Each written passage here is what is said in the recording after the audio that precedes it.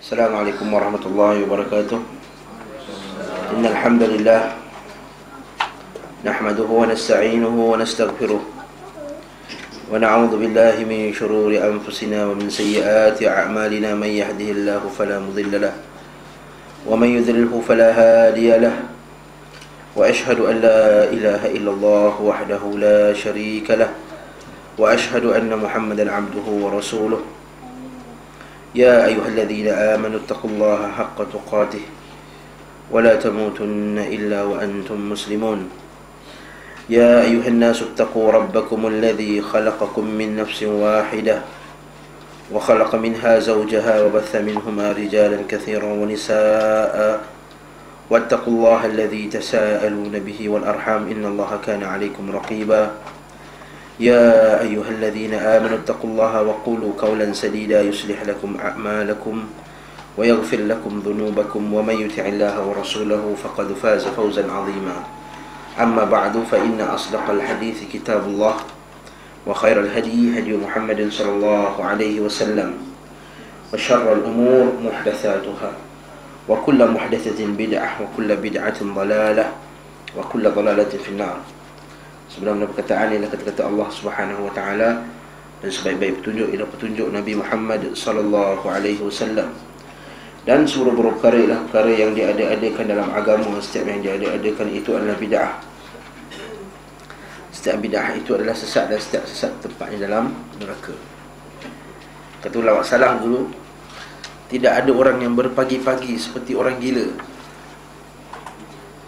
berlari ke sana ke sini dengan pena dan kertas di tangan, melainkan pelajar-pelajar hadis, dia kata. Pelajar-pelajar hadis. Sebab apa? Masa zaman salaf dulu, syekh-syekh ni waktu dia terhad.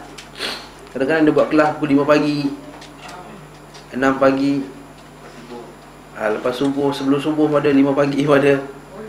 Jadi diorang ni ada yang terbangun lambat biasa kan, terbangun lambat ke apa ke, jadi diorang lagi-lagi dengan pen dengan kertas di tangan untuk pergi kuliah syekh, kuliah guru mereka dalam mendapatkan hadis Nabi SAW. Semoga kita juga termasuk dalam golongan ni. Alhamdulillah kita pukul 8. 8 suku, bukan pukul 4 pagi ya. Ustaz pun tak boleh datang 4 pagi. Barakallahu fikum. Jadi insya-Allah disambung lagi kitab kita dalam hadis yang ke-27, betul tak? Saya baca sekali lagi. Bab seruan kepada kalimah la ilaha illallah, ad-du'a ila syahadataini wa syara'i'il Islam, wa syara'i'il Islam, atau syara'i'il Islam. Seruan pada dua kalimah syahadah dan syariat Islam, iaitu hadis daripada Ibnu Abbas anna Mu'adzan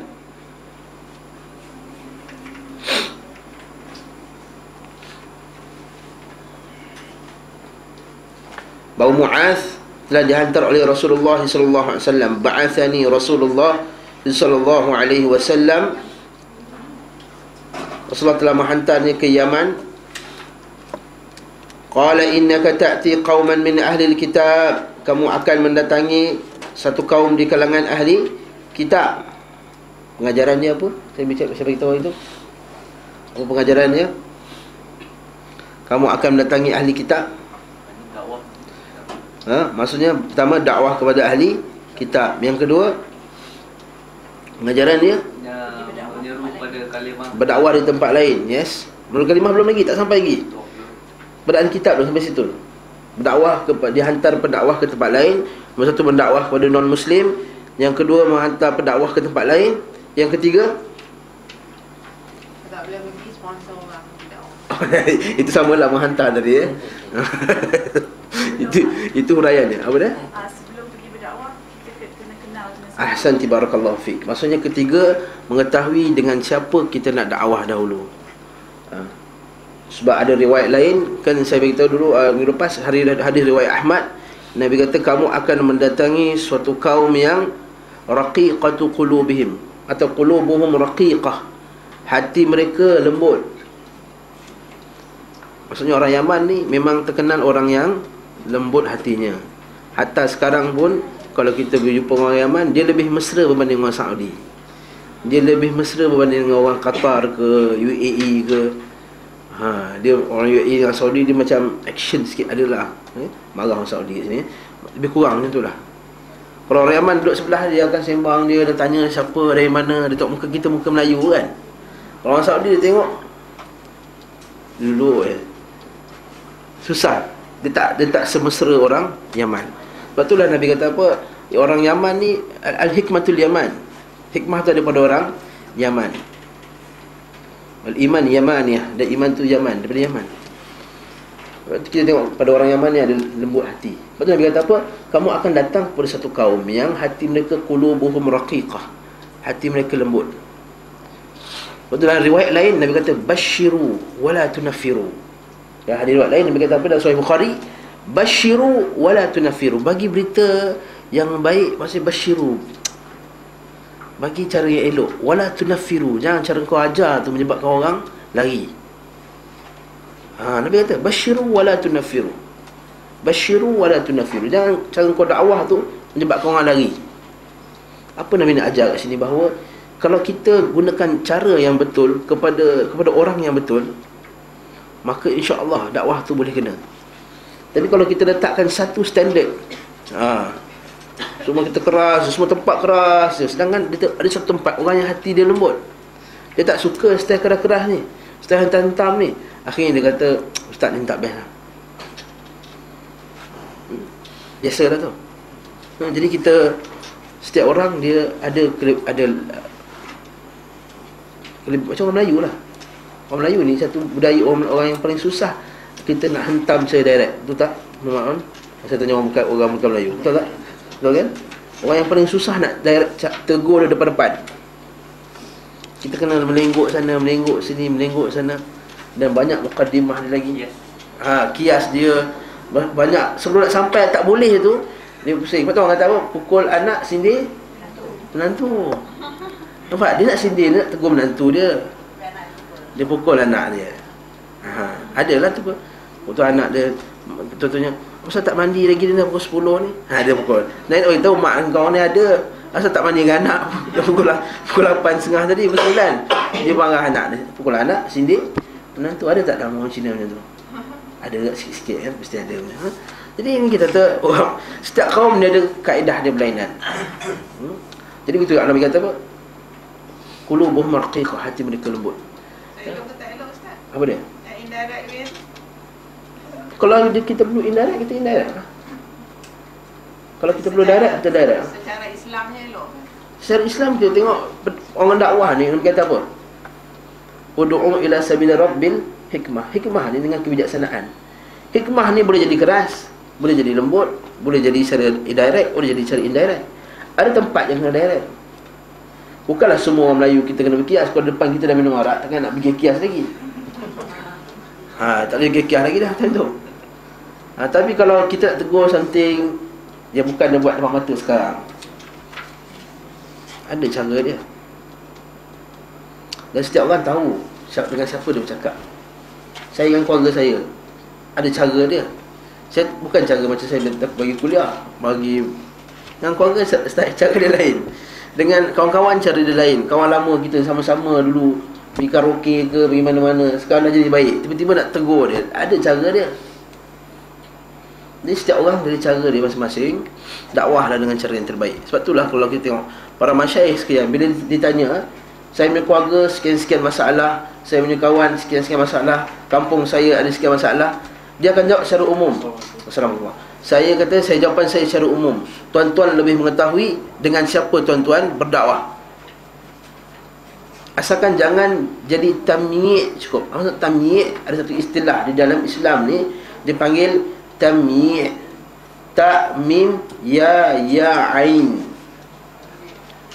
Ta, mim, ya, ain. Tamyi' dia panggil. Kalau Rumi dia T-A-M-Y-I apostrophe. Tamyi'. Tamyi' ni apa dia? Tamyi' ni tak boleh. Tamyi' ni iaitu kita melonggarkan pada prinsip semata-mata nak redakan dia. Itu tak boleh. Ada panggil tamyi'. kita longgarkan pada prinsip untuk memberi keredaan kepada si pendakwah tadi dengan tujuan kononnya nak dakwah dia. Tak boleh. Contohnya dia kata kita nak dakwah dia, jomlah kita pergi sekali dekat satu tempat makan. Rupanya dekat tempat makan tu ada orang letak arak sekali, ada orang minum arak dekat atas meja tu. Apa cilis cilis kan orang minum arak. Jomlah ustaz, jom saya ajak ustaz pergi makan kat cilis, saya belanja. Korang ni nak dakwah. Kau nak dakwah? Ya, kita nak dakwah dia ni, niat kita nak dakwah. Tapi tempat tu ada orang sidangkan arak atas meja apa semua. Walaupun kita tak minum, tapi keliling penuh dengan orang minum arak. Tak boleh. Ada prinsipnya tak boleh. Saya tak cerita dalam negara kafir isu dia lain. Negara kafir ada kaedah fiqh dia lain. Ini kita dalam negara Islam. Atau ustaz, saya nak belajar pasal Islam. Saya dah ajak kawan saya 4-5 orang, perempuan semua, duduk dalam satu rumah. Mana boleh? Ustaz datanglah rumah saya, kami semua dah semangat nak belajar Islam ni. Dia kata, ustaz tu okey. Tak boleh tu. Dari segi hukum tak lepas. Dari segi hukum tak lepas. Jadi kita kata jangan tamyiz. Dalam kita nak dakwah, jangan tamyiz. Ada satu istilah dia, ada panggil mudarah, idarah. Mudarah ni iaitu kita ada istilah dia mudarah pula. Ni ulama kata. Mudarah ni iaitu kita bila kita dakwah tu, kita kontrol dakwah tu. Contohnya macam kita datang satu tempat tu banyak orang buat bid'ah. Contohnya masjid kita lah biasa kan, ada bid'ah maulid, ada bid'ah gendang, ada bid'ah apa nisfu Syaban, ada bid'ah macam-macam lagi. Kita nak sampai ke muka, nak sampaikan kepada bid'ah. Dan ada banyak bid'ah lagi, bid'ah akidah lagi. Jadi kita cuba berdakwah secara sebaik mungkin. Mungkin pada peringkat awal kita tak pukul ataupun tak tegur terus kepada bid'ah yang dilakukan. Kita cerita pasal hadis, kita cerita pasal usul fiqh, pasal fiqh, kita pasal cinta Nabi, cerita dia masuk mukadimah dulu. Sampai pada satu tahap dia akan jadi ustaz buat ke? Tak apalah, saya buat dulu. Kata ustaz malam ni boleh jadi tekong Yasin 3 kali malam ni Syaban. Tak apa. Buat. Saya ni tak pandai sangat ni tekong ni. Saya belajar dulu sampai tahap kita pandai lah, guring dia. Ini bagi mudarah. Kita cuba mengelakkan, kita tak join. Tapi kita sebelum sampai ke tahap tu berbaik dengan mereka dulu. Ini mudarah. Dia panggil mudarah. Jadi macam itulah Nabi SAW kata kamu akan datang kepada ahli kitab. Jadi pengajaran pertama ada 3, iaitu dakwah kepada non-Muslim. Yang kedua menghantar pendakwah. Yang ketiga ialah mengetahui latar belakang si mad'u, orang yang kita nak dakwah, sebelum kita dakwah dulu. Ya. Fad'uhum ila syahadati an la ilaha illallah wa anni rasulullah fa in ata'uhum lidzalik fa'limhum anna Allah aftarada 'alaihim al-5 salawat. Kemudian kamu ajaklah dia kepada syahadati an la ilaha illallah. Ini apa pengajaran dia? Mengajak kepada syahadati an la ilaha illallah, iaitu ajaran pertama ialah tauhid. Yang kedua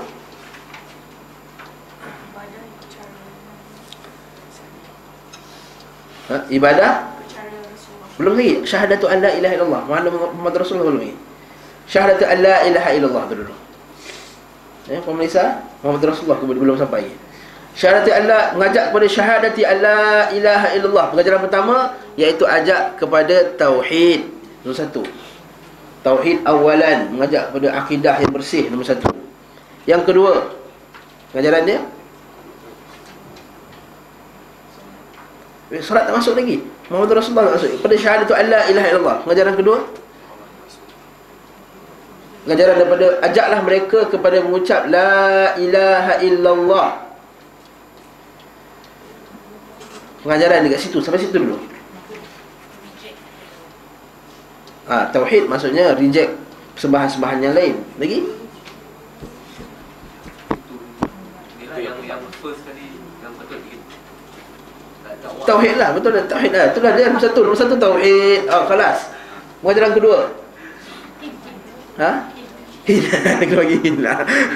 Syahadati. Apa maksud syahadah? Penyaksian. Yes. Maksudnya kena ajak mereka mengucapkan dengan mulut. Maksudnya tidak sah seseorang itu masuk ke dalam Islam melainkan dengan pengakuan lidah. Inilah mazhab ahli sunnah wal jamaah. Adapun Jahmiyah, satu mazhab dalam Islam dipanggil Jahmiyah. Jahmiyah ni kata cukuplah seseorang itu dia beriktikad, dia kenal Tuhan dalam hati, cukup dia dah Islam dah. Betul tak? Cik Muhammad? Tak betul. Mana boleh Islam? Bukankah Nabi pernah kata umirtu an uqatilan nas? Hadis bertajuk lepas ni. Aku telah disuruh untuk memerangi manusia sehinggalah dia mengucapkan la ilaha illallah. Jadi kat sini pengajaran dia ialah syahadah, pengucapan dengan lidah. Lagi nombor 3 pengajaran kat situ.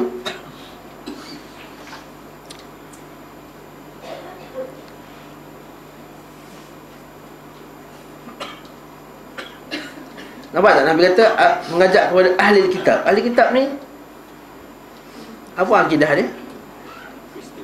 Kristian kan. Jadi Kristian dan Jus ni tak termasuk di kalangan Islam. Tak diiktiraf keislaman, maknanya terbatal. Kristian dengan Jus ajarannya terbatal. Ni indirect ni pengajaran dia. Nampak tak? Kalaulah pengajaran mereka tak terbatal lagi, kenapa Nabi nak suruh ajak mereka masuk ke dalam Islam? Ustaz, benda ni semua dah tahu. Ya, kita dah tahu.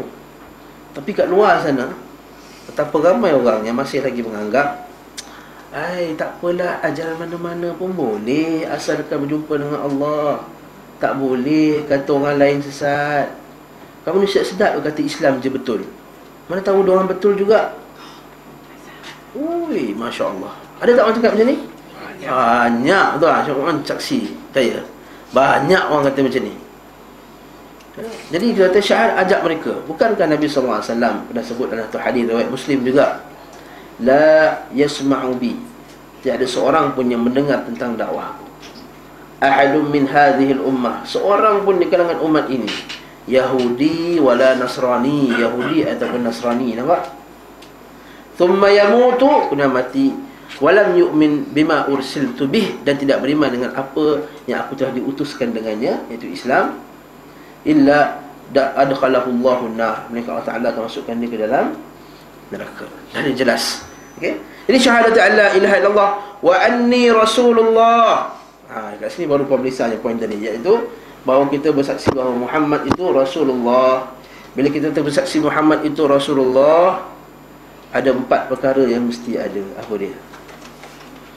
Bila kita bersaksi bahawa Muhammadur Rasulullah, mesti ada 4 perkara. Apa 4 perkara tersebut?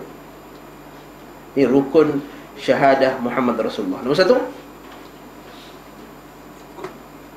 ikut. Nombor 3, ikut. Nombor 2, membenarkan apa saja yang dibawa oleh Nabi SAW. Nombor 1, tasdiquhu fima akhbar, membenarkan apa sahaja yang dikhabarkan oleh Nabi SAW, walaupun tak kena dengan akal kita, walaupun tak kena dengan kebiasaan kita, walaupun tak kena dengan adat kita, walaupun tak kena dengan ahli saintifik punya kajian, ahli sains. Tengok ahli sains kaji macam lain, Nabi kata lain. Walaupun ahli sains kata lain, Nabi kata lain, kita akan ambil Nabi punya juga. Itu nombor 1, tasdiquhu fima akhbar, membenarkan apa saja yang dikatakan oleh Nabi SAW. Lepas tu kata Imam Ahmad bin Hanbal dalam kitab dia Usul Sunnah.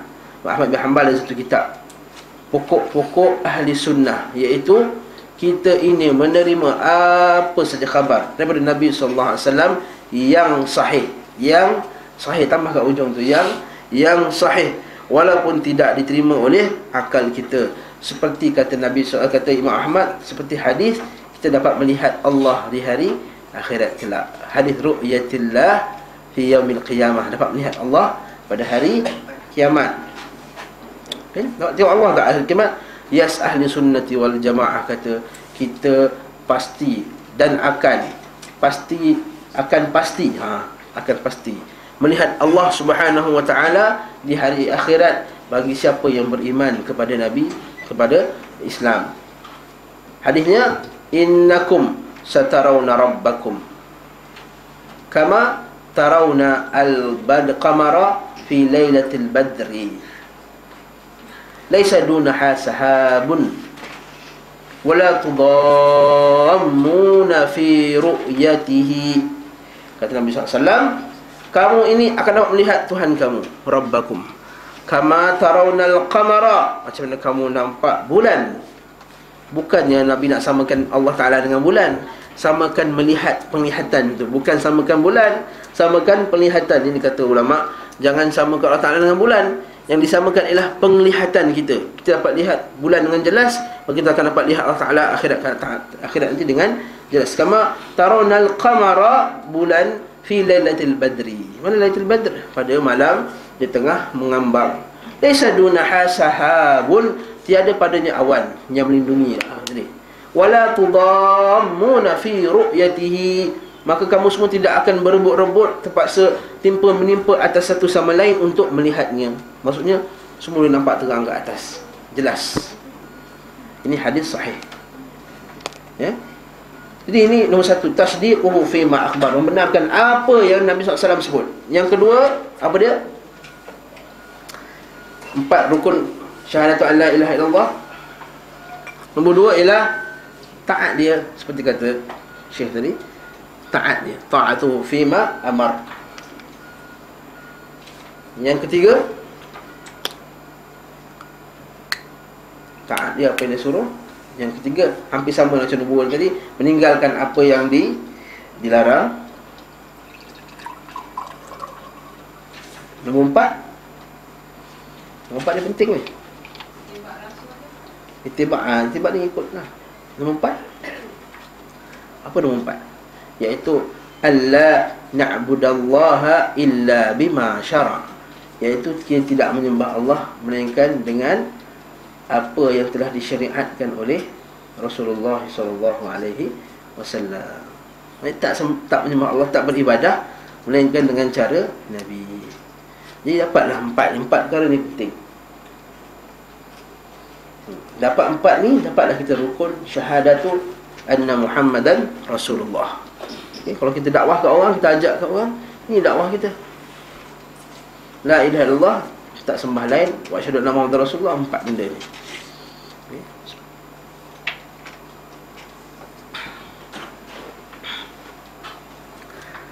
Okey. Seterusnya, fa in ata'uhum, fa inhum ata'u lidzalik fa'limhum. Kalau mereka semua taat kamu akan perkara tadi, syahadatu an la ilaha illallah wa asyhadu anna Muhammadar Rasulullah, fa'limhum anna Allah aftarada alaihim 5 salawatin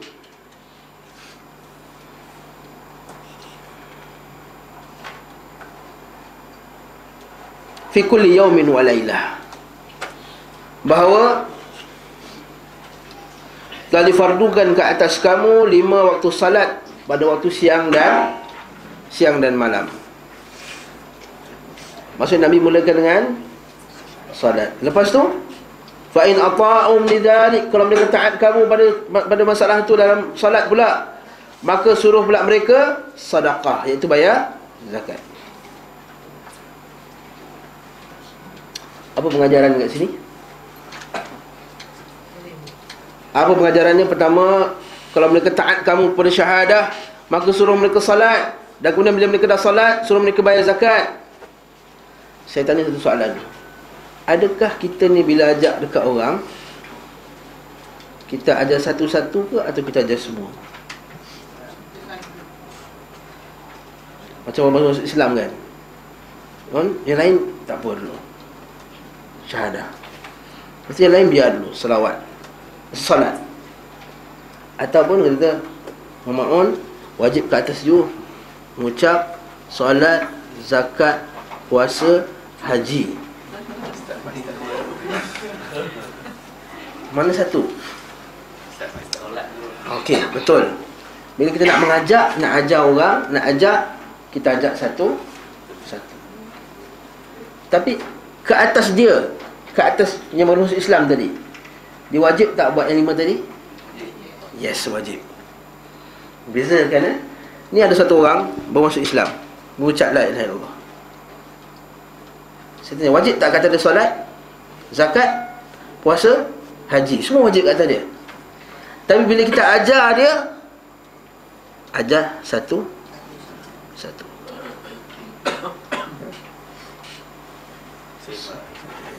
punya experience, Alhamdulillah.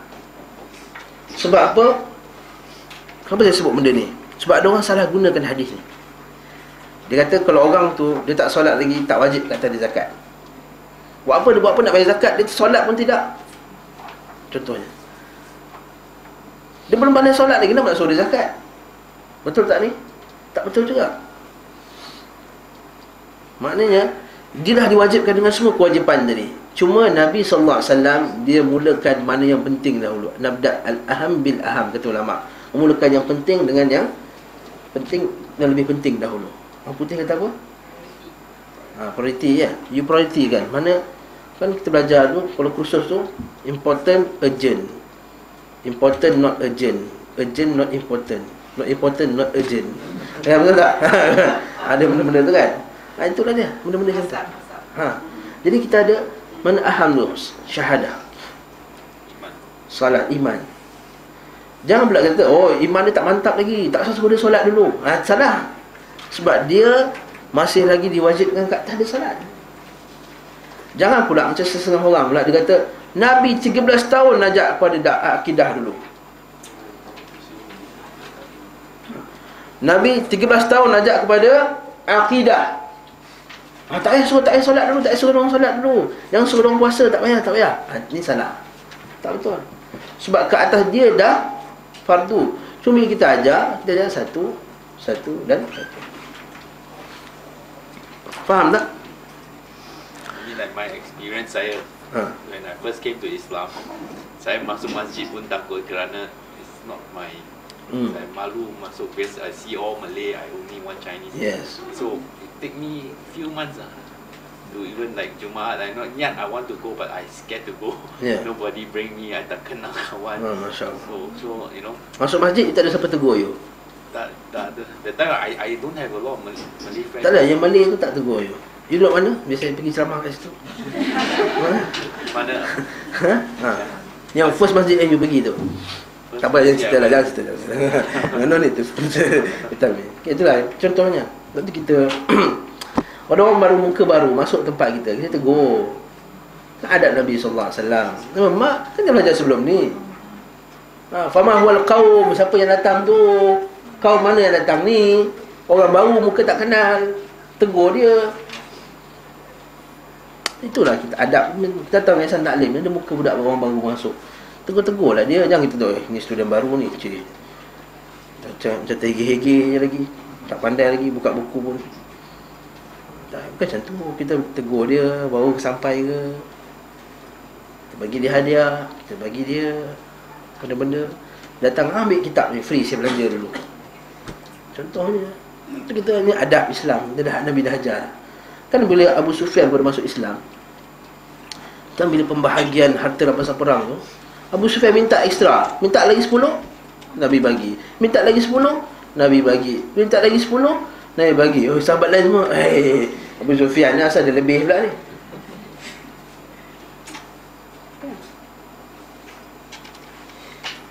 Nabi bagi lebih. Sehingga sebahagian orang Ansar dia rasa macam mana boleh macam ni.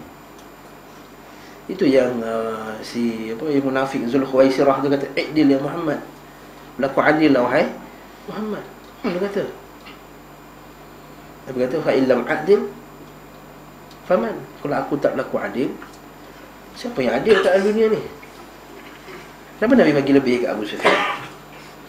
Sebab dia pembesar yang baru masuk Islam, yang dulu dia orang paling kuat tentang Nabi SAW. Kita semua tahu cerita dia. Dia yang membunuh Zaid bin Dathinah. Zaid bin Dathinah ni yang pergi perang Nabi, dia kena tangkap lepas tu. Dalam perang Zatul Rajih, dia kena perang, dia kena tangkap.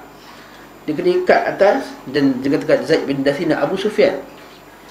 Abu Sufyan kata kat Zaid bin Dathinah, "Wahai Zaid bin Dathinah, nak tak aku tukarkan tempat kau dengan tempat Rasulullah SAW?" Apa kata Zaid bin Dathinah? "Aku kalau satu duri kena kat Nabi pun aku tak sanggup tukarkan tempat aku. Apatah lagi kau nak suruh aku bunuh, nak tukar tempat." Tak. Abu Sufyan antara orang yang bertanggungjawab bunuh sahabat nama dia Zaid bin Dathinah. Tapi dia masuk Islam lepas tu. Dan Nabi bagi lebih pula. Kenapa? Nak bagi tahu kita orang baru, orang mana-mana yang baru datang nak belajar, orang baru mana-mana baru nak jadi baik, mana-mana orang yang baru nak kembali kepada Islam, dan kita kenal orang tu. Kita bagi galakan yang lebih kat dia. Kita bagi apa? Muka kita, face kita lebih kat dia. Betul ke bahasa saya ni? Bagi your face, betul? Betul ke? Main belasah je English, Maksudnya bagilah, maksudnya bagi lebih kat dia. Bagi muka lebih kat dia. Bagi muka orang lain akan jealous. Ustaz ni asal layan dia lebih pula ni. Tapi tujuannya ada. Tujuannya nak ta'liful qulub, melembutkan hati. Okay? Jadi kalau kita faham ni, insya-Allah macam tengah-tengah tempat dia tengok orang baru Islam, digalakkan datang, jumpa dengan dia, bersembang dengan dia. Ini cara yang Nabi SAW ajar, sunnah. Okay, soalan seterusnya, adakah orang kafir juga diwajibkan solat, zakat, puasa dan haji? Soalan. Adakah ke atas mereka kewajipan tersebut?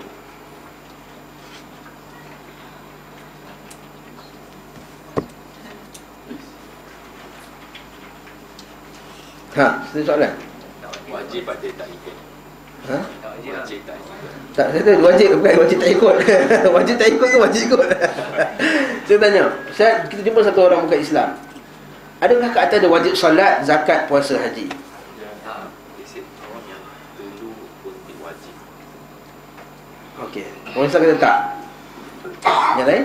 Sebab apa pun masalah? Orang Islam kata tak sebab apa? Dia kata kalau kita tak reti yang syahadah tu, kita buat Ajar dia solat. yang lain. Tapi jadi dia orang tak mentaati the fundamentals yang syahadah. Tapi adakah mereka berdosa kerana tidak solat? Soalan. Sekarang orang kafir, adakah mereka berdosa tak solat, tak puasa, tak zakat, tak haji? Saya tukar soalan. Dosa tak? Umat Rasul. Yes, jawapan dia berdosa. Ustaz, dia tak masuk Islam lagi. Macam nak puasa tak solat? Dia berdosa juga sebab mereka tidak syahadah. Apa-apa dia buat pun dosa. Yes. Tanggungjawab kita Ustaz nak sampaikan. Ya, tanggungjawab kita. Itu kita lain lah. Itu kita tanggungjawab kita nak sampaikan. Poin ni ialah macam mana kita juga diwajibkan solat. Sebenarnya mereka juga diwajibkan solat, zakat, puasa, haji. Cuma tak diterima solat, zakat, puasa, haji mereka selagi mereka tak syahadah. Nampak tak? Itu poinnya. Dia tak ikut, because this is umat of Rasulullah SAW. Yes, bila umat tu dakwah, mereka ni wajib ikut Nabi sallallahu alaihi wasallam. Sebab itu Ustaz, bukan ke syarat sah solat Islam. Itu syarat sah. Yes. Maksudnya selagi kamu tak Islam, kamu tak sah ibadah kamu. Tapi Ustaz, bukankah dalam Quran kata ya ayyuhallazina amanu, wahai orang yang beriman, solatlah, wahai orang yang beriman, puasalah, wahai orang yang beriman. Yes, sebab arahan solat, zakat, puasa itu dia untuk orang yang beriman. Tapi itu untuk yang bukan Islam tak wajib. Ya, sebab dia tak mengucap lagi.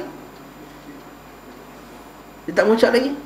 Jadi mereka tetap juga berdosa. Ini kata Imam Nawawi rahimahullah. Imam Nawawi kata, apakah mereka ini berdosa? Adakah mereka ini diwajibkan juga ke atas mereka benda-benda ni semua? Yes, kata Imam Nawawi rahimahullah, ya, bahawa qamal al-fad'u, mereka semua ini bertanggungjawab ke atas iman mereka.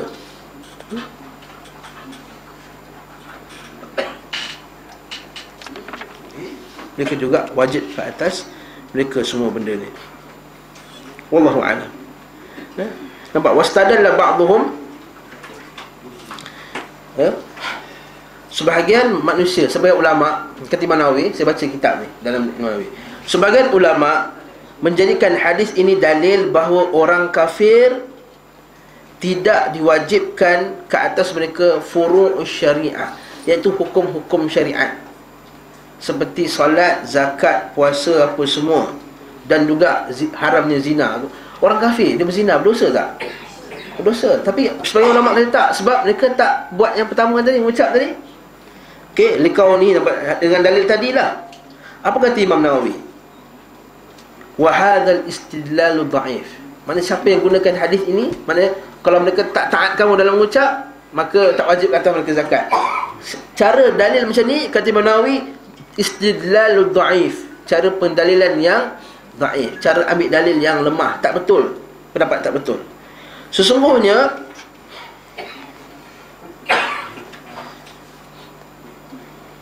okey, fa innal murad a'limhum annahum mutalabuna bis-salat wa ghayriha fi dunya wal mutalabah fi dunya la takunu illa ba'da Islam.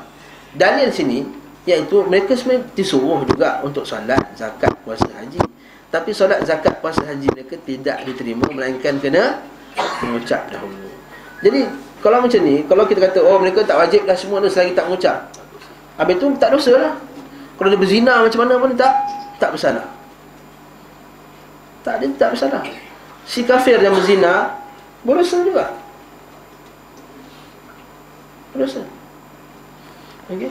Walaysa yalzam min dhalika an la yakun mukhatabin biha yuzadu fi 'adabihim bisabab biha fala. La ilaha rattaba dhalika fi du'a ila al-Islam. Wa bada'a bil aham wal aham. Maka Nabi mulakan dengan penting dan yang penting dahulu. Okey. Thumma i'lam, ketahuilah kata Imam Nawawi, annal mukhtar, pendapat yang betul sebenarnya adalah orang kafir itu disuruh juga. Dia juga ke atas mereka setiap arahan daripada Allah Ta'ala dan juga larangan daripada Allah Subhanahu wa Ta'ala. Inilah pendapat majoriti dan inilah pendapat ulama-ulama yang benar. Jadi kalau kita tanya balik soalan tadi, orang kafir diwajib atas mereka solat tak? Yes, solat wajib. Solat, haji. Wah, haram tak ke atas mereka minum arak? Yes, haram. Tapi tak, kalau dia buat tak dikira lah sebab syahadah tu. Tapi tak dikira lah, syahadah tu tak ada.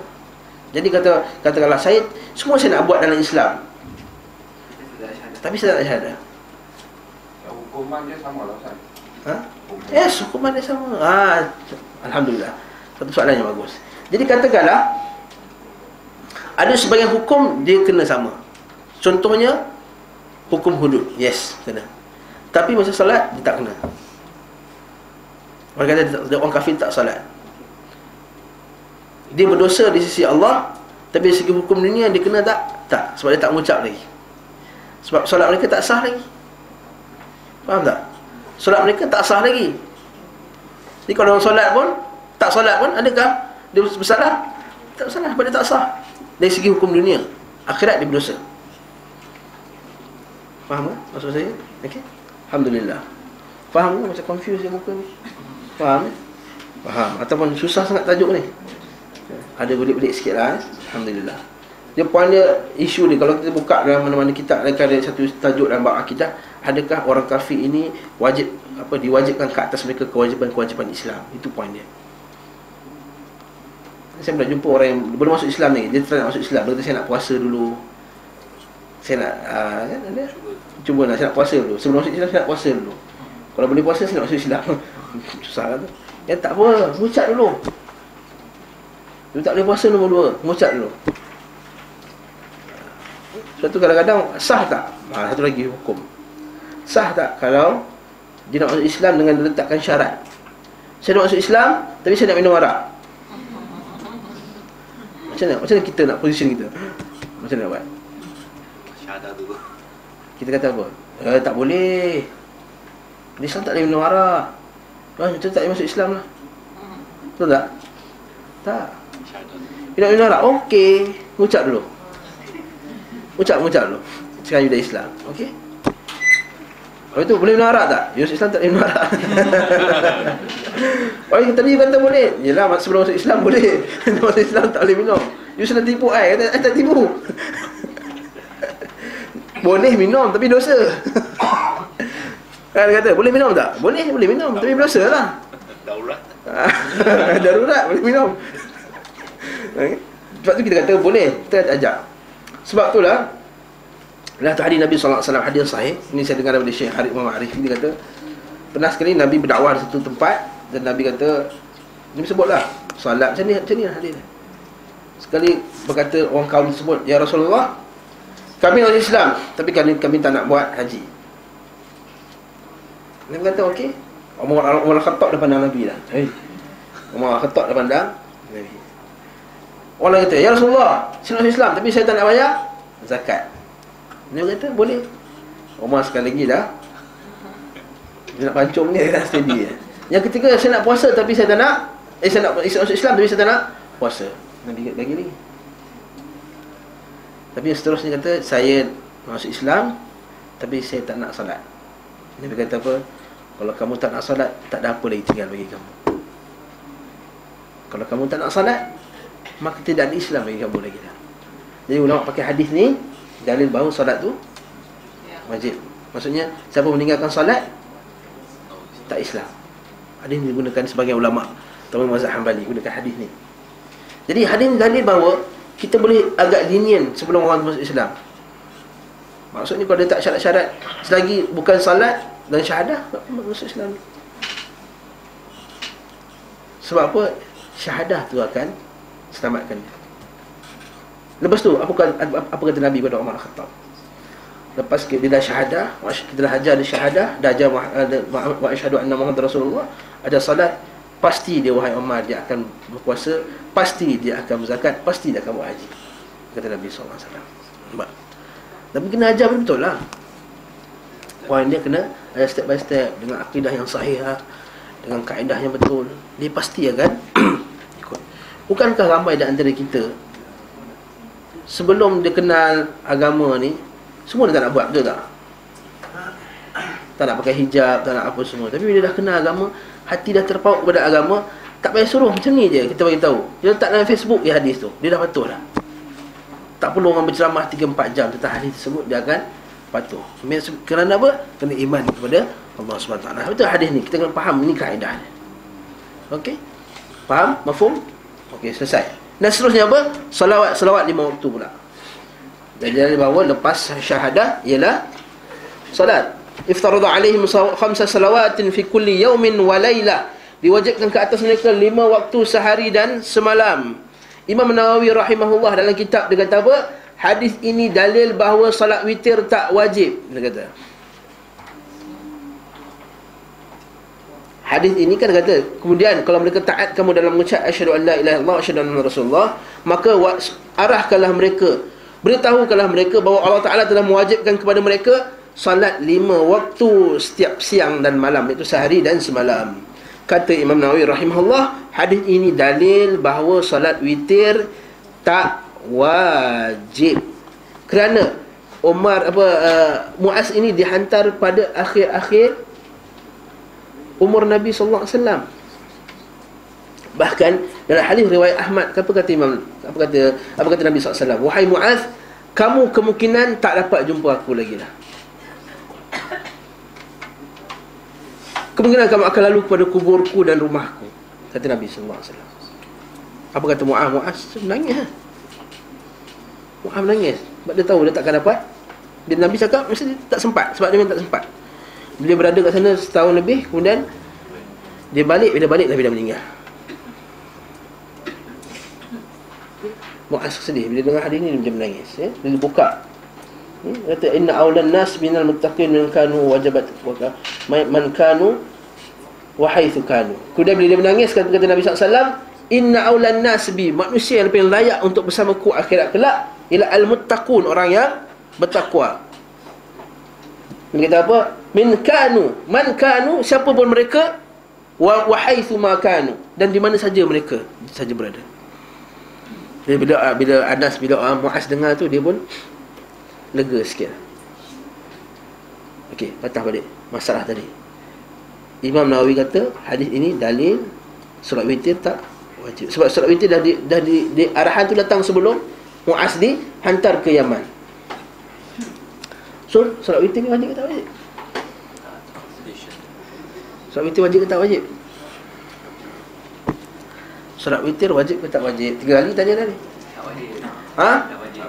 Tak wajib. Tak wajib. Sunat yang sangat dekat yang sahih. Pendapat jumhur ulama, majoriti ulama mengatakan bahawa salat witir adalah sunat muakkad, tak wajib. Yang kata wajib siapa? Mazhab Abu Hanifah. Mazhab Abu Hanifah kata wajib. Mazhab Abu Hanifah kata wajib. Tahiyatul masjid itu wajib. Okey, masalah tahiyatul masjid pula, adakah wajib? Pendapat yang rajih, pendapat kuat wajib. Hai Ustaz, ini Nabi kata yang wajib 5 waktu sehari semalam. Sebab ini kita bukannya Solat tahiyatul masjid ialah solat zawatus sabab, solat yang bersebab. Bukan solat yang diulang-ulang sehari semalam 5 waktu. Adakah kita wajib kena pergi masjid, balik patah masjid? Kalau kita kalau kita musafir, wajib tak? Tak wajib lah. Jadi kita kata solat tahiyatul masjid ialah solat zawatus sabab, solat yang bersebab. Contohnya, orang bernazar untuk solat, wajib tak kata dia solat? Wajib. Tak termasuk pada hadis ni pun. Oh, tak wajib ustaz? Tak. Sebab ada hukum lain yang membawa kepada kewajipan dia, seperti nazar, seperti masuk masjid. Dia panggil solat zawatus sabab, solat yang ada sebab. Sebab tu tak termasuk dalam 5 waktu yang diulang sehari semalam. Tapi witir diulang kan, tiap malam kita buat. Jadi sebab tu ulama kata tak termasuk dalam kewajipan. Majoriti kata tak wajib. Jadi solat witir majoriti kata tak wajib, walaupun sangat digalakkan, sampai Nabi tak pernah tinggalkan. Wallahu a'lam. Kemudian kita apa lagi?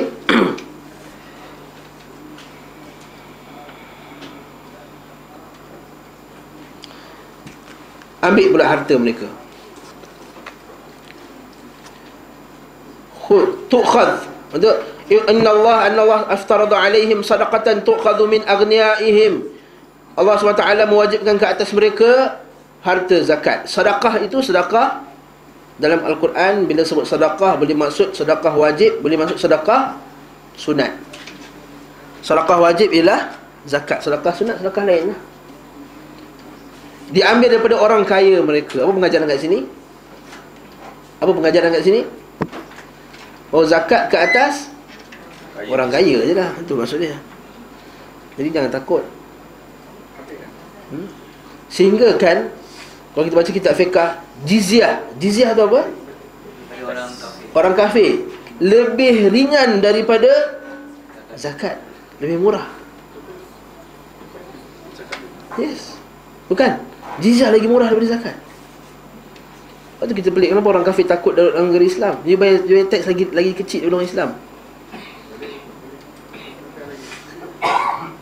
Jizyah lagi ringan, bahkan setengah tu dirham dan dinar. Satu dinar berapa? Tak sampai zakat itu berapa ratus. Nampak tak? Jizyah lebih ringan daripada zakat. Satu. Dan daripada aghnia, orang kaya. Wa turaddu ila fuqaraihim, dan dikembalikan kepada yang miskin. Dalil bahawa apa? Orang miskin yang layak. Habis tu, bukankah ada 8 asnaf? Soalan. Habis tu, bukankah ada 8 asnaf yang lain? Yang ni kerana di situ tempat tu yang banyaknya ialah fuqara. Kalau kita tengok, tujuan zakat yang besar ialah keadilan, kesamarataan sosial. Maksudnya ialah untuk memberi peluang kepada si miskin tadi. Kerana kita tahu, bila ada gap jurang antara kaya dan miskin, semua tahu apa dia punya kesan dia. Tak payah cerita, pakar ekonomi boleh cerita masalah ni. Bila ada gap, semua dalam mana-mana negara akan cuba mengecilkan jurang antara kaya dan miskin. Bila wujud jurang antara kaya dan miskin, kita akan tengok ketaksamarataan sosial bila berlakunya macam-macam lah. Okay. Dan dalam Islam, kalau kita baca hikmah zakat pun banyak. Antaranya ialah mengelakkan hasad dengki daripada si miskin kepada si kaya, mengelakkan syakwa sangka. Apa dia? Orang kaya itulah dia kaya, tapi dia bagi kita gaji kecil, dia tekan kita. Orang kaya semakin kaya, miskin semakin miskin. Macam-macam lah. Itu kaedah, dan mengelakkan, menambahkan kasih sayang antara keduanya. Tapi dalam hadis ni kita bincangkan lah, faturaddu ila fuqaraihim, kepada orang miskin mereka. Adakah zakat tu boleh dibawa keluar? Saya dah beritahu minggu lepas. Apa dia? Boleh tak bawa keluar? Zakat boleh tak dikeluarkan daripada satu negeri ke negeri yang lain? Asalnya tidak boleh, kecuali berada pada maslahah. Kecuali ada maslahah, ada keperluan satu negeri ke negeri yang lain. Contohnya zakat pelumpur nak bawa ke Kelantan contohnya, boleh tak? Bila ada keperluan maslahah boleh. Kalau tak boleh. Kalau semua dah kaya kawasan tu, pemerintah boleh, atas maslahah pemerintah boleh memikirkan atas tujuan maslahah ni, macam kepentingan umum, dia boleh tak ambil sedikit ni untuk bagi kat negeri lain. Maka dalam bab ni dibenarkan insya-Allah. Bila ada keperluan. Kemudian Nabi kata apa? Fa in ata'uhum lidzalik fa iyyaka wa karaima amwalihim. Ini kasih sayang kepada orang kaya pula Islam. Iaitu kalau mereka taat kepada kamu, maka kamu jauhilah harta mulia mereka. Maksud harta mulia ni, maksudnya kalau kita ambil zakat, jangan ambil yang harta dia yang paling best, ambil yang sederhana di kalangan mereka. Maksudnya, katakanlah kita nak ambil zakat kambing, lembu. Dia ada lembu grade A, dan ada lembu grade E contohnya. Kita panggil pemerintah, kita ambil semua grade A lembu dia. Ada banyak karaim amwal. Inilah kita yang terbaik. Ambil yang sederhana, B ke C. Faham tak? Itu maksud pertama. Ataupun jangan kita ambil harta lebih daripada sepatutnya kita ambil. Jangan kita ambil zakat lebih daripada sepatutnya yang kita ambil. Mentang-mentang lah dia kaya, kita nak ambil lebih daripada dia. Tak.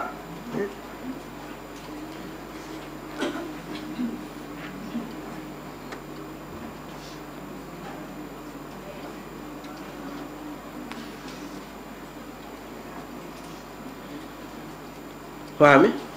Jangan ambil lebih. Zakat tak boleh ambil lebih. Jadi kalau dikira-kira mentang-mentang ni, orang tu tak pandai kira zakat. Ustaz, tolong kirakan zakat. Nanti dia ni bukan kira pandai, kita kira lebih. Tak apa, masuk je. Tak apa, yang ni penting kutipan zakat kita tahun ni mencapai, kita punya KPI iaitu 10 bilion contohnya. Ini tak boleh. Ini tak boleh. Ini kita melanggar. Minta maaf daripada kerja zakat. Tapi ini hukum je, tak boleh ambil. Kita qarat ma'amulim. Kenapa? Kerana kalau kita ambil secara zalim, apa Nabi sambung? Wattaqi da'watal mazlum. Takutilah doa orang-orang yang dizalimi, kerana sesungguhnya tiada di antaranya dan di antara Allah itu hijab. Doa dia makbul. Sebab tu ulama kata doa orang yang dizalimi itu makbul walaupun kafir. Doa orang dizalimi itu makbul walaupun kafir. Ustaz, macam mana ada kafir doa nak makbul? Itu janji Allah Ta'ala umum. Ittaqi da'watul mazlum. Allah takuti doa orang dizalimi. Dizalimi ni tak kira Islam ke kafir ke apa, semua masuk dalam tu. Is it the same as the three golongan, the parents? Itu sama juga. Okey. 3 golongan doa yang tidak ditolak. Mak ayah, orang musafir dan orang yang dizalimi. Yes, termasuk dalam hadis itu juga. Sebab itulah Allah Ta'ala telah menjadikan hukum alam ini, mana-mana orang yang zalim, dia akan kena. Itu dah hadis dalam riwayat Bukhari, dalam kitab Al-Adab Al-Mufrad. Kata Imam Bukhari, dalam hadis itu Nabi SAW bersabda, tidak ada dosa yang Allah Ta'ala nak cepat-cepat balas kat dunia ni, melainkan 2 dosa. Apa dia? Dosa kepada bapa, 2 dosa orang yang zalim. Kalau kita menzalimi orang, Allah Ta'ala akan cuba juga. Allah Ta'ala akan balas dia di dalam muka bumi ini. Jadi doa yang orang musafir tu, yang bapak bola. Orang musafir kat doa ni makruh. Kafir. Tak. Itu tidak. Itu Islam lah. Tapi ni orang menzalimi ni. Yes. Sebab ada dalil lain, dari hadis Ibn Majah, hadis riwayat apa semua mengatakan bahawa walaupun dia kafir, dengan nas, dengan dalil. Itu hati-hati doa orang yang dizalimi. Dunia also orang kafir doa also Allah answers, right? Yes. Betul. Not only zalim also, in general dia. Tapi yang lain tu boleh jadi makbul, boleh jadi tak makbul. Okey? Doa orang kafir yang lain boleh tak makbul? Boleh. Boleh tak makbul? Boleh juga tak makbul. Tak ada janji daripada Allah Ta'ala. Tapi doa yang dizalimi, yes. Sebab tu jangan zalimi walaupun kepada orang kafir. Orang kafir nak zalim. Faham tak? Lepas tu Nabi kata apa? Fa iyyaka fa innahu laisa bainaha wa bainallahi hijab. Fa innahu laisa bainahu wa bainallahi hijab. Semua tidak ada di antara kamu dan di antara orang yang di antara Allah Ta'ala itu hijab. Habis hadis ni. Kalau kita tengok hadis ke-28 pula sebelah. Kalau kita baca sanad yang panjang, telah menceritakan kepada kami Umayyah bin Bistam al-Aishi, telah menceritakan kepada kami Yazid bin Zura', telah menceritakan kepada kami Rauh, iaitu Ibn Qasim dari Ismail bin Umayyah dari Yahya bin Abdullah bin Saifi daripada Abu Ma'bad dari Ibn Abbas bahawa Rasulullah SAW ketika mengutus Muaz ke Yaman. Hadis yang pertama ada sebut Yaman tak? Tak ada. Jadi hadis kedua ni bagi tahu pergi Yaman. Beliau bersabda, sungguhnya kamu mendapi satu kaum ahli kitab, maka hendaklah pertama kali kamu dakwah kepada mereka adalah penyembahan kepada Allah Azza wa Jalla. Ada lain sikit. Tapi tadi syahadah kan, mengucap la ilaha illallah. Yang pertama ni pula ialah menyembah Allah Ta'ala, ibadatullah. Kalau kita tengok Arab dia ibadatullah, sembah Allah. Jadi syahadah itu maksud dia ialah sembah Allah. Dia tak ada la ilaha illallah. Ya, tak ada la ilaha illallah kat sini. Ibadatullah, maksudnya ibadatullahi wahdah. Fa idza arafullah, dak bila mereka mengenal Allah. Ini lain pula ustaz, mengenal Allah. Bukankah ahli kitab dah kenal Allah? Soalan. Tak cara masuk. Yes. Ahli kitab walaupun dia kenal Allah, tapi bukan mereka kenal Allah yang sepatutnya, cara yang sepatutnya mereka kenal. Tidak mentauhid dengan Allah Ta'ala dengan sebenar, bukan cara kenal Allah. Jadi yang penting ialah bukan hanya kenal Allah, yang penting ialah beribadah hanya kepada Allah. Yang penting bukan hanya kenal Allah, yang penting hanya kenal Allah dengan cara yang diajar oleh Rasulullah. Ada setengah orang kata, kamu dah kenal Allah Ta'ala ke? Nak cerita pasal Islam ni? Wah, kadang-kadang orang terkena penyakit tarikat ni. Kamu dah kenal Allah? Kamu dah kenal Allah? Dia pakai dalil hadis ni lah. Kamu baca hadis tu, sebelum tu dia kata apa? Syahadatu an la ilaha illallah. Kenal Allah ialah kenal Allah dengan tauhid, bukan kenal Allah Ta'ala dengan kamu punya pemikiran-pemikiran yang tak ikut hadis Nabi SAW, tak ikut sunnah. Bukan jangan maksudnya tarikat, sufi, apa semua dalam tu. Kenal Allah, kamu kenal diri, maka kenal Allah. Tak dengar hadis tu? Dengar tak? Kamu kenal diri, siapa kenal diri? Man arafa nafsahu faqad arafa rabbah. Siapa kenal diri dia, maka dia akan kenal Tuhannya. Betul ke ni? Mana boleh? Saya kenal ni, saya Muhammad Yunus bin Zainal Abidin, lahir sekian tarikh. Bolehkah saya kenal Allah dengan macam tu je? Ustaz, itu lebih buruk ustaz. Maksud kenal Allah Ta'ala ni ialah kenal Allah, maksudnya kamu kenal jiwa ni macam mana, jiwa kamu diciptakan. Yes, mungkin kita boleh kenal part of Allah Ta'ala, part of Allah Ta'ala. Jadi kalau kita tengok cantiknya penciptaan aku ni, aku boleh bercakap. Maksudnya Allah Ta'ala maha menjadikan orang tu bercakap. Allah Ta'ala melihat. Maksudnya Allah Ta'ala maha menjadikan orang tu melihat. Yes. Part of Allah Ta'ala boleh dikenali melalui penciptaan, melalui makhluknya. Yes. Tapi tak boleh kenal Allah Ta'ala dengan keseluruhannya. Dan apa tuntutannya, apa yang Allah Ta'ala nak, melainkan dengan nas Al-Quran dan hadis. Banyak kali dah Ustaz Andi selalu cerita, saya pun selalu cerita. Macam kita tengok handphone ni, melalui handphone ni kita tahu pencipta dia. Betul tak? Kita tahu yang mencipta handphone ni mesti pandai. Takkan orang tak pandai mencipta handphone. Kita tahu orang cipta handphone ni pandai design. Nampak dia berkilat-kilat ni, bentuk dia, apa semua pegang best. Lepas tu mesti dia pandai software, mesti pandai matematik, mesti pandai sekian, mesti pandai nak buat benda ni semua. Tapi kalau ditanya kat dia, dia ni kurus ke gemuk yang cipta ni, boleh tahu tak? Handsome ke tak handsome? Boleh tahu? Melayu ke, Cina ke, India ke? Boleh tahu? Tak tahu. Maksudnya kita kena jumpa orang tu sendiri, betul tak? Jumpa, tengok lagi. Luar. Maksud kita tak tahu pula sifat dia, perangai dia. Boleh tahu tak dengan tengoknya? Tak. Dia kena bagi tahu, betul tak? Sifat saya macam ni, saya tak suka makan rojak campur dengan sotong. Contohnya. Contoh. Perangai kena bagi siapa yang bagi tahu? Dia bagi tahu. Itu juga Allah Ta'ala. Faham tak? Jadi hadis tu partly betul dari segi makna. Kalau kamu kenal diri kamu, kamu kenal Allah. Tapi kamu kenal part of Allah Ta'ala, sebahagian daripada sifat-sifat Allah Ta'ala. Tapi hadis tu ialah hadis palsu. Palsu, bukan kata dhaif pun palsu. Siapa yang kenal dirinya maka kenal Tuhannya. Hadis tu baudhu, palsu. Banyak orang Banyak orang pakai. Negeri Sembilan pun bahaya, sensitif.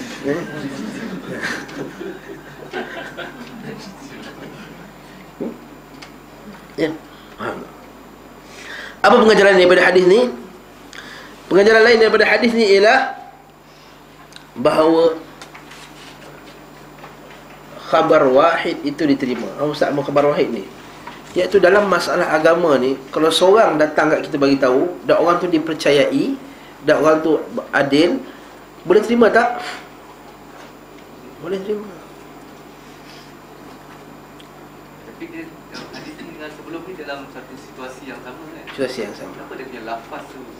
Mungkin daripada perawi je. Saya cerita kat tuan-tuan semua. Tuan-tuan balik rumah cerita dekat kawan-kawan. Sama tak cerita dia? sama lah. Tak perfect lah. Tapi kalau kita lagi berterabur lah. Ulama hadis dalam beribu-ribu ulama hadis tu dua je. Nampak tak? Sikit je perbezaan. Arafu dengan syahadah. Yang ni kata ibadatillah, menyembah Allah. Yang ni dalam beratus-ratus ribu, beribu-ribu ulama hadis, dua je lafaz yang ada. Kalau sampai kat kita, saya rasa mau beratus-ratus. Kalau 40 orang, 40 lafaz lain-lain. Nampak tak ulama hadis macam mana dia punya detail dia menjaga lafaz. Menjaga lafaz, kalau boleh nak 100% macam Nabi cakap, lafazkan. Tapi tak dapat, mungkin kesilapan manusia. Wallahu ta'ala a'lam. Atau mungkin daripada Ibn Abbas ni, cara dia cerita kat orang. Mungkin daripada Ibn Abbas ni, Ibn Abbas dengar daripada Mu'az. Macam kita pun, kalau kita ada situasi tu sama, kita cerita kat dua orang, kemungkinan ada sedikit perbezaan version kan. Kita kata, tapi dua version dia, dua je. Dalam beratus-ratus ribu tu, dua je. Dalil baru ulama hadis dia jaga betul-betul. Dia takkan ada satu hadis sampai 40 lafaz, tak ada. Tak ada, jarang. Hadis yang sama dengan 10 lafaz, jarang dengar macam tu. Biasa paling banyak 2-3 lafaz, 4.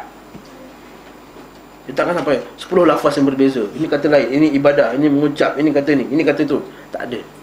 So ulama ni kalau boleh, ulama hadis dia tak nak ambil lafaz yang lain daripada lafaz yang Nabi SAW sebut. Patah balik pada poin saya tadi, iaitu hadis, mana agama ni kalau datang daripada seorang pun diterima.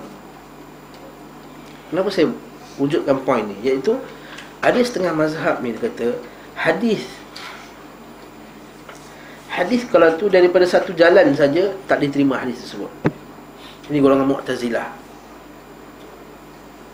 Kalau hadis tak diriwayatkan oleh ramai orang, maka hadis itu tak dipakai. Hadis ramai ni hadis mutawatir. Mutawatir maksud ramai orang riwayat hadis ni. Tapi hadis mutawatir dalam Islam tak lebih, sebagai ulama kata tak lebih daripada 300 hadis. Hadis mutawatir di mana maksudnya yang riwayatkan tu ramai sampai mustahil orang menolaknya. Tak sampai daripada 300 hadis ataupun lebih kurang 300 hadis. Wallahu a'lam. Tapi apa ala kulli hal dia sikit berbanding dengan hadis yang hadis ramai sampai berpuluh-puluh ribu, beribu-ribu. Yang mutawatir tu tak sampai beberapa, tak sampai 1000 pun. Sikit. Habis tu hadis lain kena buang. Golongan Mu'tazilah, golongan akal, dia kata hadis betul yang dengan Asy'ariyah, dia kata hadis-hadis yang jalan perawi dia satu jalan saja tak boleh dijadikan hujah dalam akidah.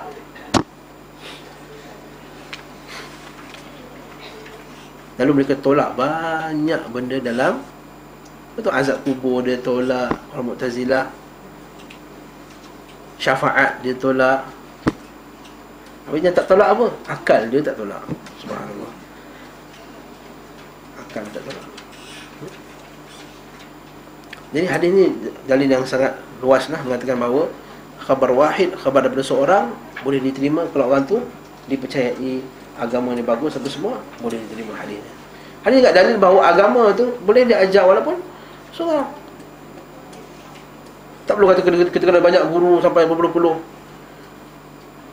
Kalau kita ada satu guru yang dipercayai dan memang ilmu dia sahih apa semua, cukuplah, boleh. Ustaz, saya nak tanya. Silakan. Saya pernah tengok dalam YouTube. Ada seorang ustaz dia kata kita boleh beribadat mengikut hadis yang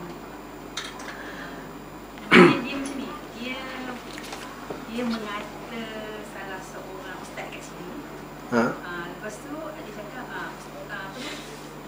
Dia macam menyuruh kita mengatakan kita boleh beribadat mengikut hadis yang lemah. Macam mana? Dia kata boleh pakai ibadat dengan hadis yang lemah. Saya beritahu, saya tanya puan, ada orang seorang ni, dia kaki menipu. Dia kaki menipu. Dia kata kat puan, puan, kerajaan kata hari Selasa tambah 1 hari cuti lagi. Puan percaya tak? Ini memang kaki bohong punya, kaki penipu apa semua. Ataupun tu salah satu, dia kata dia ni kaki bohong, kaki sembang ada kopi punya. Dia jumpa puan, dia kata, puan tahu tak, kalau puan sembahyang sekian-sekian, atau kalau puan datang kelas Hasan Taklim ni, pahala dia 70,000 malaikat doa untuk puan tau. Saya tanya, puan percaya tak? Puan percaya tak? Ada seorang kaki bohong, kaki sembang. Tak percayalah kan? Tak percaya. Sebab apa tak percaya? Kemungkinan dia tu betul, kemungkinan dia betul. Mana tahu? Mana tahu dia betul? Sebab apa tak percaya? Sebab apa puan tak percaya? Dia selalu bohong. Dia selalu bohong. Tapi memang dalam YouTube tu Nanti dulu. Saya habiskan dulu. Kita dari segi benda logik ni pun kita boleh. Kita kata, hai, kaki bohong bawa hadis kat kita, tak boleh dipercayai. Hadis tu orang yang kaki bohong. Ataupun yang orang kedua pula, orang kedua ni kaki buat maksiat, kaki pergi disko apa semua, pergi apa semua, buat benda haram, datang kat kita. Cik Wan, you tahu tak, dia baca Quran surah Al-Taubah 3 kali, pahala dia 40,000 malaikat datang kat rumah you. I tanya, macam mana? Kita, okey, I tanya ustaz saya dulu. Tapi kalau first dia tengok apa dia? First tengok dah tahu dah. Ahmad ni boleh percaya ke tak percaya cakap ni? Kita pun ragu-ragu dalam hati. Dari segi logiknya tak ada. Itu saya fikir logik dulu. Yang kedua, dari segi apa ulama kata. Imam Ibn Hajar Al-Asqalani, satu dia kata, benda ni dalam orang belajar hadis, kalau belajar masuk universiti, ada satu subjek hukum beramal dengan hadis lemah. Dah ada dah ulama hadis dah bincang dah tajuk tu. Saya kata ustaz tu dia goreng ni sebenarnya. Sebab pengikut dia ramai. Nanti dulu saya cerita ni. Ibn Hajar Al-Asqalani kata boleh beramal ulama dalam masalah ulama dalam masalah beramal dengan hadis dhaif ada 3 golongan. Satu golongan yang membenarkannya secara mutlak, macam ustaz tadi. Yang kedua, golongan yang tidak membenarkannya secara mutlak. Syekh Albani, Imam Al-Bukhari dan juga imam-imam lain. Albani, Syekh Ahmad Syakir. Yang ketiga, dia kata dia boleh buat dalam masalah fadailul a'mal. Apa fadail amal? Fadail amal bukannya tambahan amal. Fadail amal maksudnya ialah fadilat, iaitu kelebihan beramal. Contohnya kalau datang kuliah ni ada hadis dhaif satu, pahala dia sekian-sekian. Bukannya buat satu ibadah baru. Kelebihan beramal, maksudnya galakkan untuk beramal ke satu amalan tu. Ada hadis yang dhaif, lemah. Apa kata Ibn Hajar? Dalam keadaan itu pun ulama letakkan syarat. Pertama, hadis dhaif tu tak terlampau dhaif. Tak terlampau dhaif ni bukannya perawi tu kaki tipu dan bukan kaki maksiat. Okey, nombor satu. Nombor dua, hadis tersebut dalam menceritakan kelebihan beramal yang amalan tersebut ada hadis sahih sebut. Maksudnya solat duha ada tak ada sahih sebut? Ada. tarawih ada, tapi dia tambah dengan hadis-hadis yang dhaif. Sampai tadi apa? Tak terlampau syadid. Pertama dalam fadail amal, dalam kelebihan beramal. Yang kedua, tak terlampau dhaif tadi. Yang ketiga, hendaklah kelebihan tadi menceritakan kelebihan pada amalan yang dah sahih disebut oleh hadis yang sahih. Bukannya hadis yang tak ada amalan sahih macam malam Jumaat baca Yasin, menetapkan malam Jumaat baca Yasin. Tak ada hadis yang sahih, dia letak kelebihan pula baca. Boleh pakai tak? Tak boleh, sebab mengkhususkan baca Yasin malam Jumaat tu tak ada hadis yang sahih. Itu je masalahnya. Yang keempat, bila beramal dengannya, hendaklah dia beriktikad bahawa ini bukan daripada Nabi 100%. Nampak tak? Dia sekadar beramal, sekadar berhati-hati saja. Tak boleh dia iktikad serta-merta ini sunnah Nabi. Tak boleh. Siapa cakap ni? Imam Ibn Hajar Al-Asqalani. Okey, ini Imam Ibn Hajar kata. Kita tanya kat kita pula. Kita tahu ke hadis tu dhaif, dia lemah, terlampau lemah dan terlampau apa tak lemah? Tahu tak? Tahu ke kita bila kita dengar satu hadis dhaif tu ada amalan yang sahih padanya? Mungkin ya, mungkin tidak. Jadi kalau kita tak tahu, yang selamat buat ke tak buat? Tak buat lah. Buat tak? Jelas tak faham penjelasan ni? Berhati-hati. Berhati-hati. Bukankah dulu Nabi kata apa? Nabi apa kan Nabi sebut?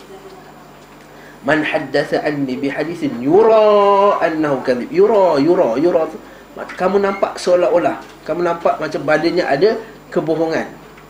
Kalau kamu ceritakan juga, fahuwa ahadul kadhibin, termasuk orang yang berbohong. Jadi mana-mana ustaz, saya declare kat sini, tak apa, saya akan declare, saya berani declare. Kata kita boleh beramal dengan hadis dhaif, dengan dia stop kat situ saja, saya katakan dia tidak jujur dalam ilmunya. Umum macam tu. Kita boleh beramal dengan hadis dhaif, siapa kata tak boleh? Dajjal kata tak boleh. Maksudnya dia tak jujur dalam ilmu. Ulama ada pendetailan kat situ. Ustaz yang berkata dalam YouTube tu, tak pernah dalam sekali pun ceramah dia bagi detail seperti Ibn Hajar cakap tadi. Sekali pun tak pernah. Dia tak jujur. Tuan-tuan, jauhilah. Tahzir. Ni saya beri tahzir. Saya mentahzir tuan-tuan daripada mendengar penceramah macam ni yang tidak jujur dalam ilmu dia. Memanglah walaupun dia punya pengikut dia banyak, berpuluh ribu, memanglah buat lawak memanglah banyak pengikut. Zizan dengan ni berapa banyak pengikut dia? Johan dengan Zizan dengan Johan.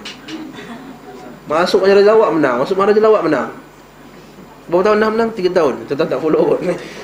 2 tahun dah masuk, menang. Betul tak? Betul kan? Cik tu tengok. Yalah, kalau mengikut dah ramai, mestilah orang akan taksub semua, walaupun betul ke salah ke kan. Betul-betul. Tak pernah sekali pun kata dalam hadis dhaif ni ulama ada detail masalah ni, ulama ada bincang. Ada yang kata tak boleh 100%, ada yang kata boleh. Ada yang ni Ibn Hajar telah mengatakan pendapat yang sahih dalam masalah ini boleh dalam fadail amal, tapi dengan syaratnya tadi. Apa tak cerita macam ni? Sebab apa? Sebab nak mempertahankan pendapat sini. Allahul musta'an. Saya minta maaf, saya terpaksa cakap benda ni. Itu juga dengan yang masuk TV pagi-pagi tu. Siapa yang bersolat dengan pakai serban sekian 70,000 malaikat lah lebih baik pada 70 kali daripada solat tak pakai serban.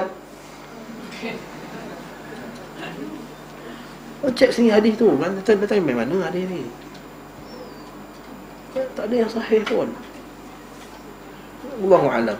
Allah Ta'ala.